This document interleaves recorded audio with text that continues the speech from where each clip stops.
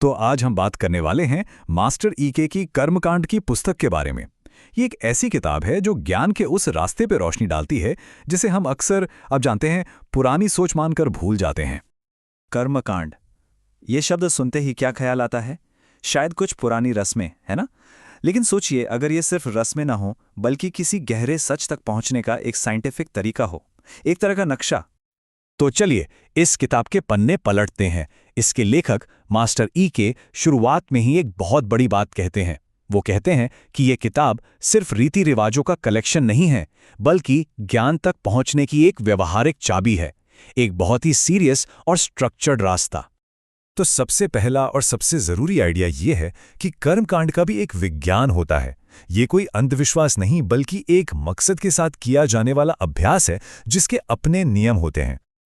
किताब ये कहती है कि सिर्फ किताबें पढ़ना या बातें जानना काफी नहीं है, वो तो बस एक थ्योरी है। असली ज्ञान को एक्सपीरियंस करने के लिए एक प्रैक्टिकल की, यानी एक व्यवहारिक चाबी चाहिए, और वही चाबी है कर्मकांडों का विज्ञान।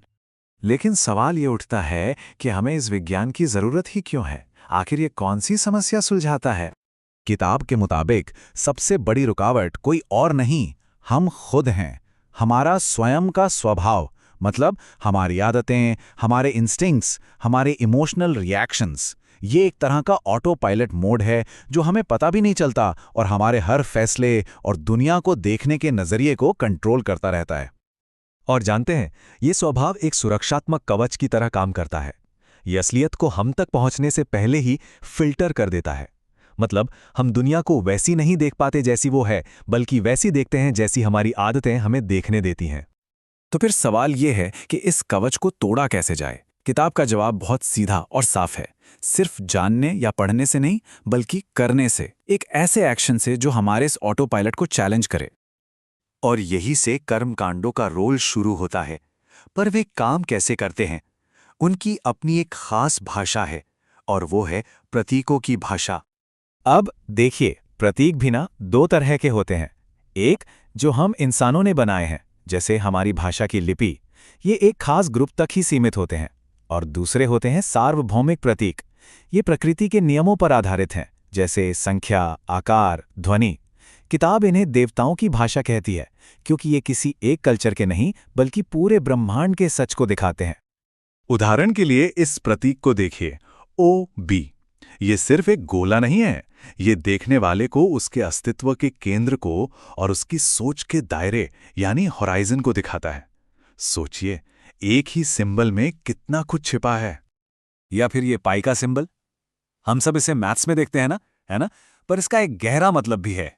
2 पैरों पर खड़ा इंसान जो अपने कंधों पर ज्ञान को उठाए हुए है। ये प्रतीक हमें दिखाते हैं कि कैसे आम दिखने वाली चीजों में गहरे अर्थ छिपे हो सकते हैं।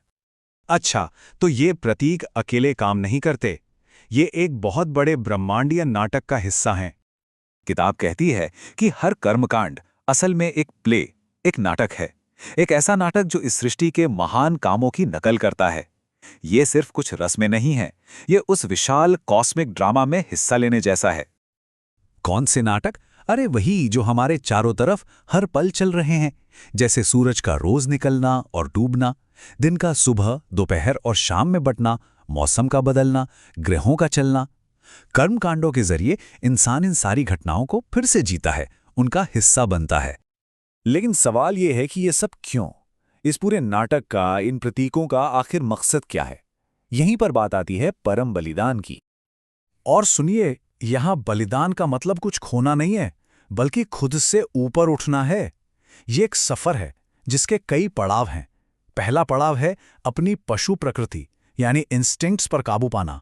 फिर अपनी छोटी पहचान, इस पेशे की चेतना से ऊपर उठना। और आखिर में अपनी व्यक्तिगत मानव चेतना को भी अर्पित कर देना, ताकि किसी ज्यादा बड़ी और विशाल चीज से जुड़ा जा सके। तो वो विशाल चीज क्या है? किताब उसे ब्रह्मांडीय पुरुष कहती है। मतलब वो एक यूनिवर्सल कॉन्शियसनेस है जिससे हम सब निकले हैं, वो सोच जिससे हमारी अपनी छोटी सी चेतना पैदा हुई है। और यही कर्मकांडों का सबसे बड़ा, सबसे आखिरी लक्ष्य है। जैसा कि ये लाइन बताती है, अपनी छोटी मैं की पहचान को उस अनंत चेतना में मिला देना जहां से हम आए थे। ये एक तरह से घर वापसी जैसा है। तो आखिर में ये एक सवाल हमारे लिए है कि अगर हमारा ये सुरक्षात्मक कवच हमें सिर्फ परछाइयां दिखा रहा है, तो इस कवच के पार की असलियत कैसी होगी?